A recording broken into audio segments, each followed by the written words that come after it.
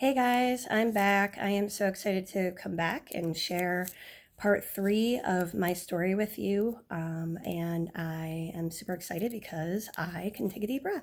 So here I am, and so I guess we should just go ahead and get started. This may be a short one. I might move a bit faster than I did in the past, but who knows? I'm actually getting comfortable with this, and I'm open to exploring some ideas as they come forward, as I sort of present to you some things that I was thinking about just based on some of the sort of exploration that I've done on my own. And I think this part, so the first two parts of my story really were about physical ailments and remedies. And that was really where I was focused at that time. And but what I've really been focusing on, and I think is hugely important, is the psyche. And I think that this is something that we don't necessarily always realize how we're being impacted, whether it's being impacted by other people, impacted by what's on the television, impacted by what we see on the magazines when we go to the pharmacy. We don't necessarily recognize that we are being bombarded. And I started to learn a bit about what that was, and a bit about what that was doing to me as a person, and the weight that I had of that on my psyche. So I'll start with I am on my own journey, and that's part of this, right? It's like I'm on my own journey, and so I've gone through and to different places for information and different places for so I can use my discernment. And so I do want to sort of just jump right into this, and we'll talk a little bit more about that. But the backdrop truly is the distraction, the ways that we are being distracted from what is truly ours to know. It's truly ours to uncover. And unfortunately, it's been much more difficult to uncover than than it ever should have been. So I'll just jump right into it. I wanted to talk to you a little bit today about the occult. And that word may throw shockwaves through your system. It may be something that you realize when I say it, you think of, I don't even want to seed that into you right now, because what I want to share with you is that occult means hidden, and that's it. Occult means hidden. And we've been trained and indoctrinated to believe that anything that is occult is wrong or is to be feared. And I'm here to tell you that what has been hidden from us is, if you're like me, it's what we need to know. It's what we need to parse through. And so excuse me while I grab just a spot of water. I left my Hulk Smash water bottle cup in my mother's car today, so I'm not happy about that. So pink cup, using pink cup. So anyway, so that which has been hidden from us is what we absolutely need to start plowing through. It's been my journey, and I'm gonna kind of get through that with you, and maybe you're inspired to start picking up some stones, looking at the bottom side of it. Check it out. What does it look like? What are you supposed to get from that? Do you get anything?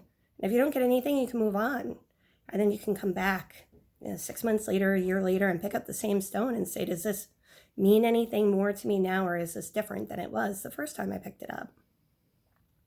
So I think we've been so truly conditioned to accept that normal is all of these things that they feed to us, all of these things that distract us from knowing ourselves, from becoming truly self-aware. And it's my feeling that the veil. Those are the veils. Those are the veils that need to be lifted. They're not out there somewhere. They're within us. So I'm hoping to continue to lift my veils and share that with you as I go along. You know, they give us pop culture and we look at these people and we think that they're so wonderful and amazing, but many of them, they are part of it. And if they're not part of it, they are unfortunately in some type of bondage. And so, but it's good to just think about this when you look at those people that you look up to.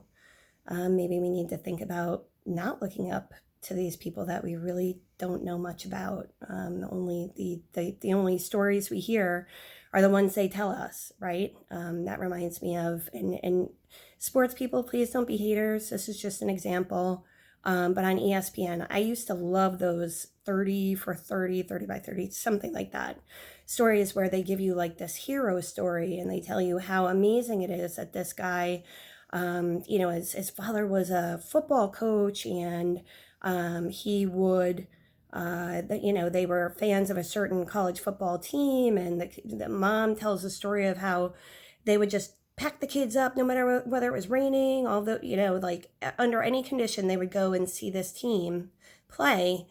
And it didn't matter whether the kids wanted to go. It didn't matter whether it was raining. It didn't matter. And nothing matters. And that's what it meant to be a fan. That's what it meant to be a fan, right? And so, and that's what it meant to be a man. That, you know, that you are so tough. You are all of these things. That I'm not, please, I'm not hating right now. I'm sharing that this story, these stories, it began to intrigue me that we were being fed this idea of what it meant to be a man. And I think that's really heavy for men. I don't know. I mean, maybe you can comment and let me know. You know, I'll start looking at comments. I'm still not used to YouTube, but I will start to try to get more savvy.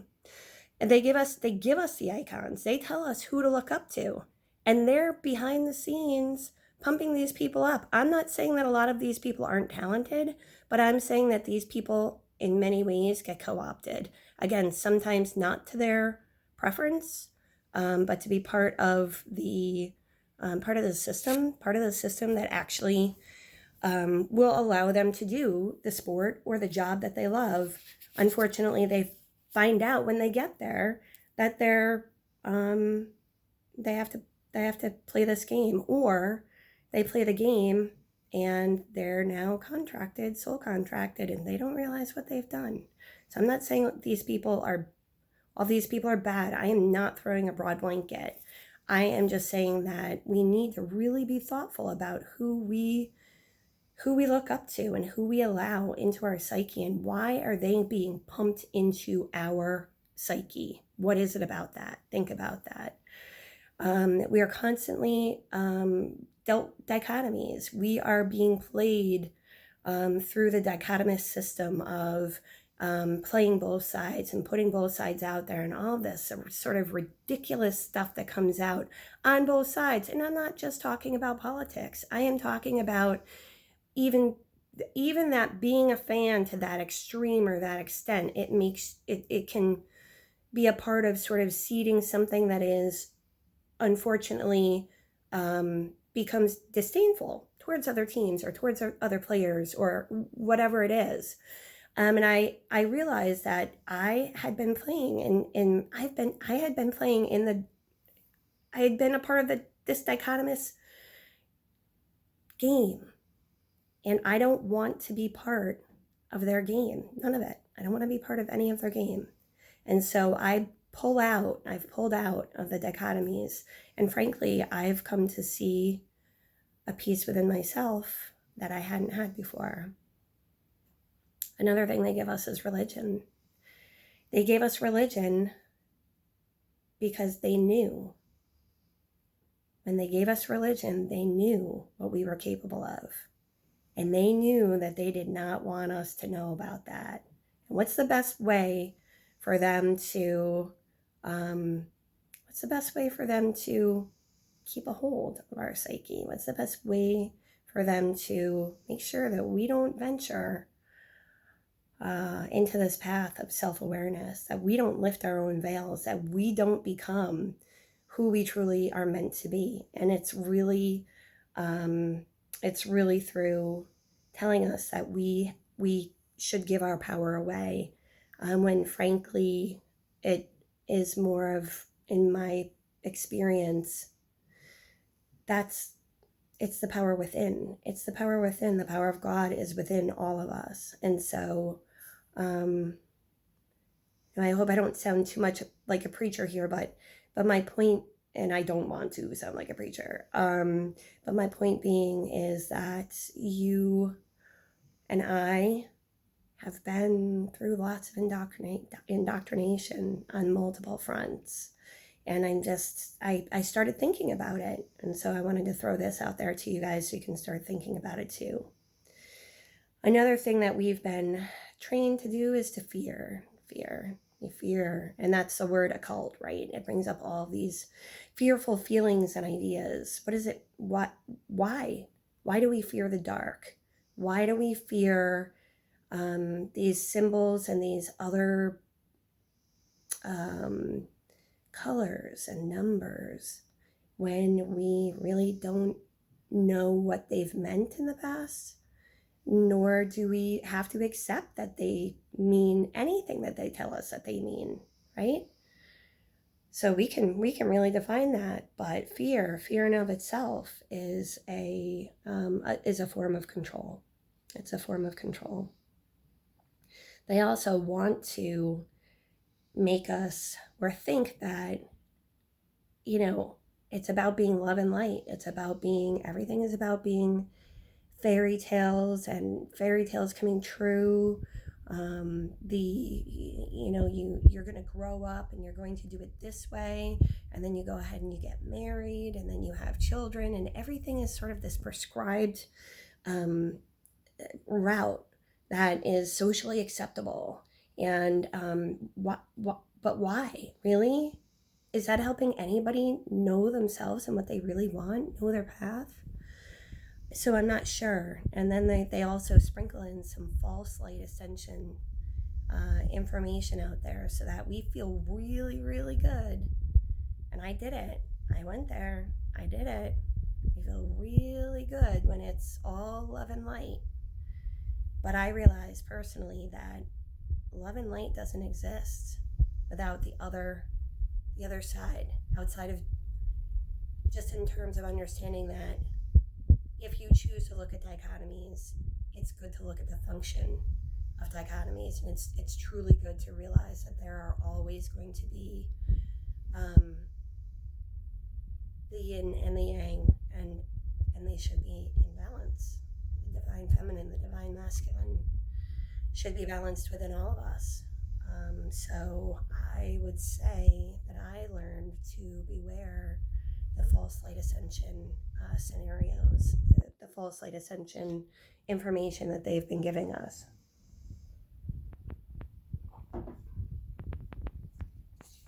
Another thing that I think we get a lot of is how to be so self-sacrificing. I don't know, you guys have probably experienced this. What does everybody do when something really bad happens and maybe someone passes away? Maybe I make a mean baked ziti, and so it's such an easy dish for me to prepare, throw together, and to get out the door. So it's an easy way for me to show that I care, and I think it's great to show that you care. But I've been reeling myself back into doing what I care about within the confines of my energy capability, my energy output, everything that I have coming in and going on, and being okay with saying, hey, actually, no, I didn't get to that. It's okay. I'm doing the best I can day in, day out. And so I've given myself the love and grace to come back and say, wait a second, there's a certain level of self here that if I if I keep pouring it all out, I'm not looking at me, and I'm not able to attend to me. And isn't that what they want? They don't want us to attend to ourselves. So I'm not saying don't make Big ZD. I'm saying make Big ZD. It's awesome. I love it. But I'm saying think about what you do, and think about if you feel obliged to do so. And if you do, take a step back and allow yourself the ability to say, this is actually not someplace that I can spend my energy right now. I'm maxed, and I don't have to do this. I had a friend reach out, and I was just in a place where I couldn't really respond, and I couldn't respond in the way that I really wanted to. And so my response to her was, hey, I'm really maxed right now, and I really want to hear about what's going on with you. Can we do it when my plate clears a little bit? And it was liberating, and on top of that, she totally has understood that. She understood that in that moment, and she's done that with me, and I love it. So, hey, I couldn't get back to you because I've just been in kind of a rough place. I kind of, maybe going into your cocoon a little bit and hunkering down for a little bit. Hey, I get it. And I love you. And so, yeah, of course, right? Why wouldn't we want to do that for each other? So having grace and love for ourselves, and extending grace and love to other people in ways that maybe they haven't had that before. Maybe they haven't received that before. There's another item I am checking notes. I had a few ideas that I wanted to make sure I got across and didn't leave them out.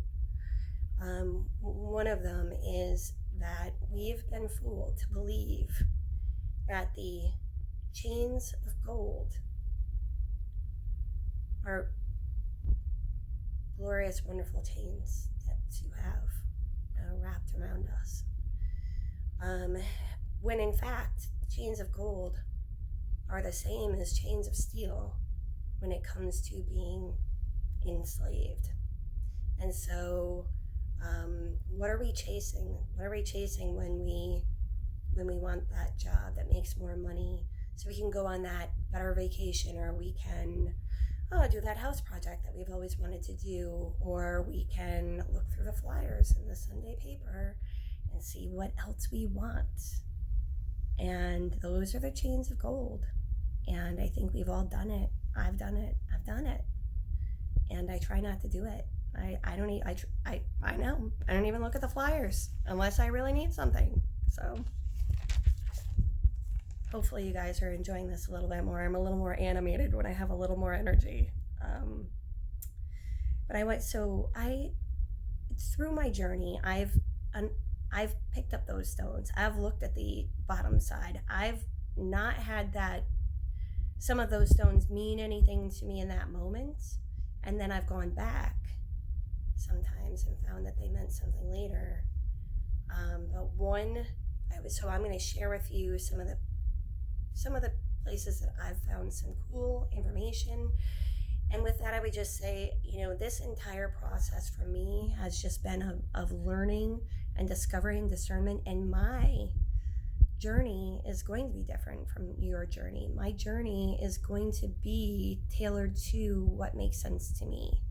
And that being said, I want you to feel pretty good about going out there and picking up those stones, some weird ones maybe, because one of the ways that I learned this was through a guy that I really love listening to. He's super well read, and he's got a lot of really great ideas, and actually he wrote a book that addresses genetic modification of humanity.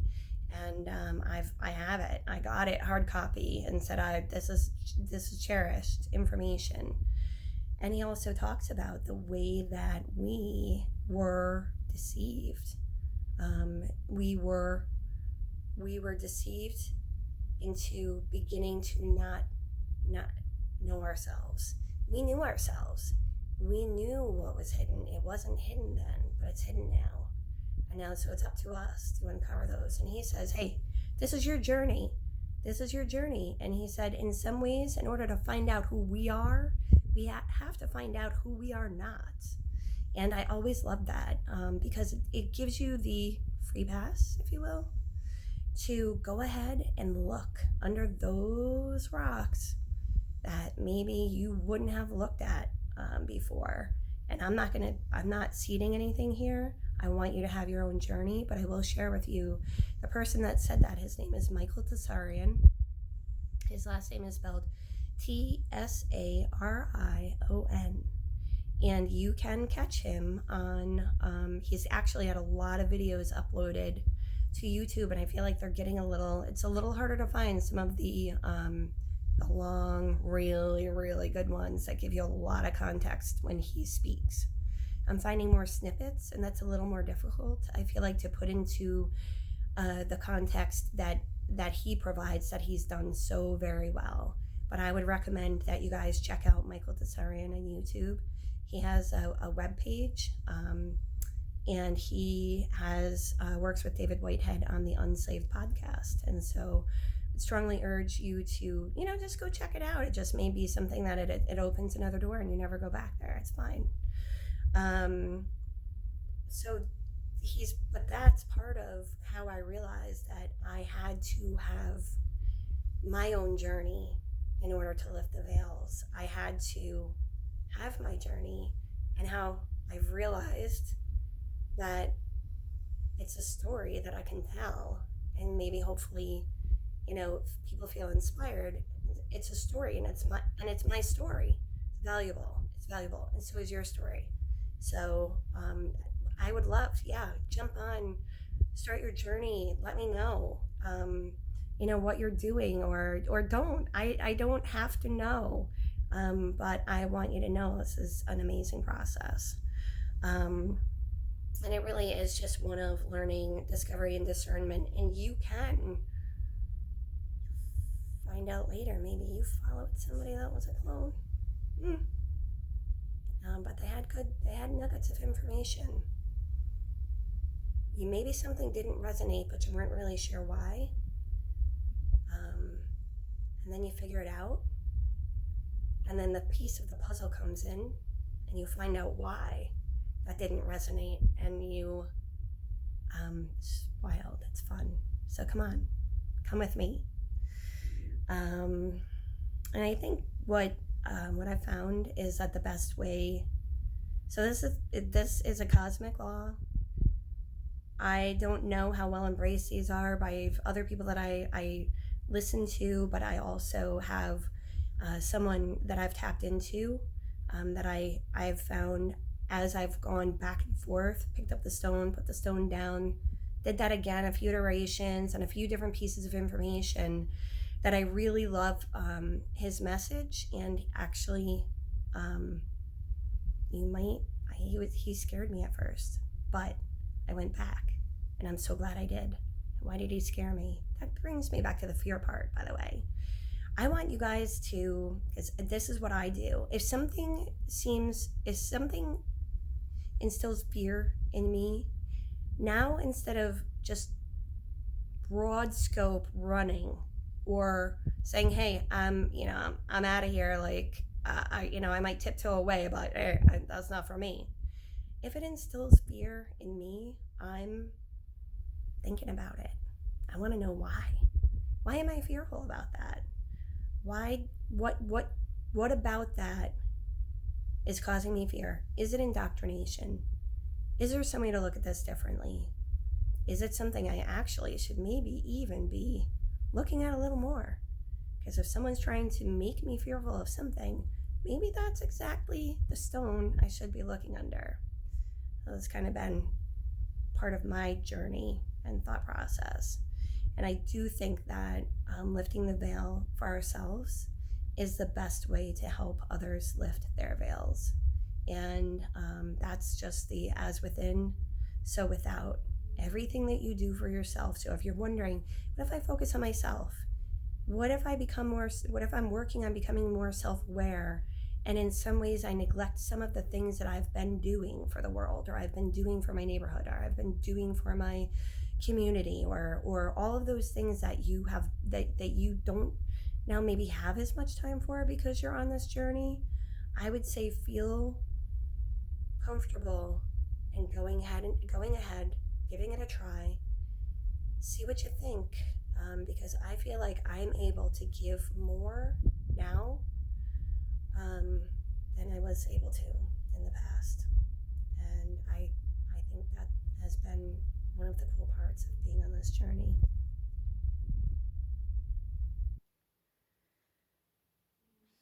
So I'm just taking a moment to look at my notes to make sure that I didn't miss anything, and it's just another note to make sure that what you're doing, you worry about whether it resonates with you, not whether it resonates with anyone else. It doesn't. You don't. You don't have to explain yourself to anybody. You don't have to. This is not their journey. This is yours. So I do just want to touch base one more time on that piece of that fear piece. Join me in thinking about what they want us to be fearful of. Join me in thinking about what they want us to be distracted by. Join me in thinking about what we don't know about ourselves yet, because there's a lot, and I'm excited to continue my journey and to share it with you. So transmute that fear. Take that fear and transmute it right into curiosity. Transmute it into something that is manageable for you, something that you can, a way to take that and make it actionable in a way that allows you to maximize this part of your journey. All right. And last but not least, I am going to include trauma time in this. This is part of the reason why I came on to share my story, and this is part of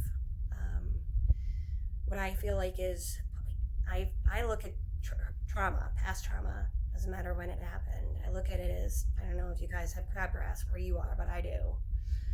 And crabgrass is mean and nasty, and it's really it's just virulent, if I could say that word. It takes over the entire lawn. How does it do it? It starts rooting, and as it's rooting, then it starts to grow these tentacles. So really, go out, pull out crabgrass. I did this. I was so fascinated. I spent hours. I killed my back, but I was literally pulling up tentacles that were spreading across. So from the center of the crabgrass, there are these tentacles that grow out, and these tentacles grow roots. And so now all of a sudden, these tentacles are rooted into your lawn, but across your lawn. So now they're killing this other weed that maybe looks a little better. We're trying to make beautiful, but it's bad. It's bad. It's badass, right? Because I mean, if you can do that, holy shit! It's kind of like what they do to us and our psyches is a bunch of friggin' crabgrass. So my thing is, grab that ish out one tentacle at a time and pull it up, and then really at that point you can circle the root of that crabgrass and yank that out.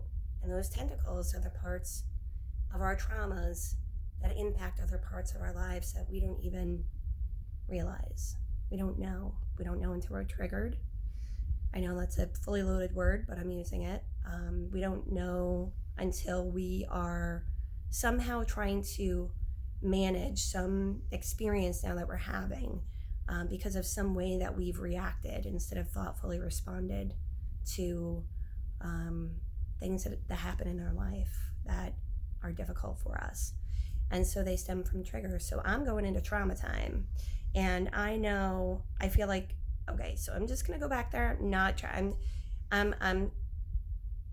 not dropping this for any other reason except for this trauma time hit home for me. So in Soul Masons Vid, the Real Divination Nation, and it's just really, I'm telling you, go to minute 14, I think it was about, and listen to his trauma.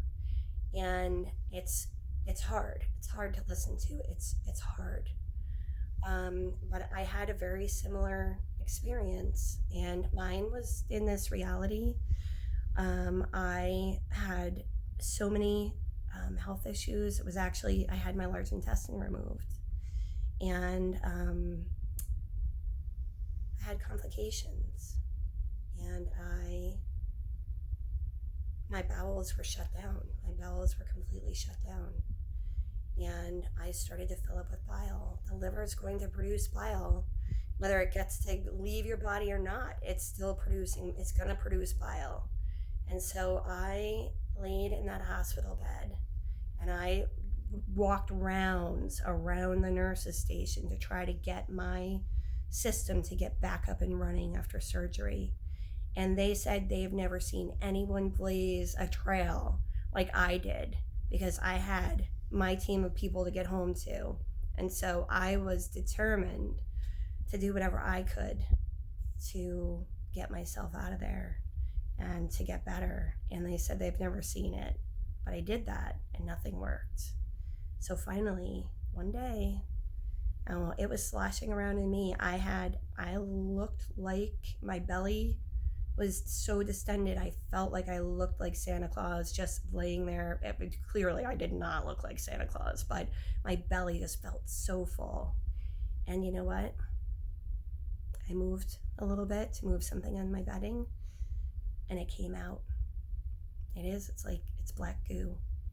I threw it up all over my room, all over the walls, all over my bed, all over myself. My body couldn't take it anymore, and I had to get rid of it. And it was traumatizing. It was hard. It was actually really hard. And I cried really hard. And then I called someone who I thought was one of my people, probably someone that we think when we go through all these social conditioning things and we think we're finding our people. And I called one of my people, and he couldn't not go to work that day. And that hurt. But then what's really cool is that my sister came in. She's a nurse, and apparently she's well known for running those tubes. I can't remember what those tubes are called, up my nose and down into my stomach. We let a resident try it first, but it was a no-go, and she just jumped in. And so that's actually one of the coolest parts of that entire scenario, is that I had a loving moment from someone who could truly help me in a way that I desperately needed. And so then my stomach started to get pumped, and I was able to get rid of that black goo without having to throw it up anymore. Anyway, that sucked. So anyway, just wanted to share trauma, and it weighs on me. A lot of it weighs on me. So, all right, I hope there's something good that you can get out of this. And so when I tell you again, I love you, I don't know why I have this big heart, but it doesn't mean that I can't get real scrappy when I need to. So, that's part of me that I'm also working on, is making sure I've got good boundaries and that I'm scrappy when I need to be. All right, I love you. I hope this video finds you well, and I don't know if I look forward to comments.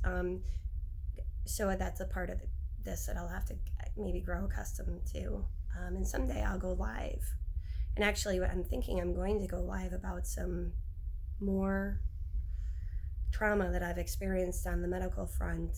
I might do a little medical doctor smackdown in that as well, but not naming names. Just like some of you doctors do need to know that your God complex has no place. There's no place for it.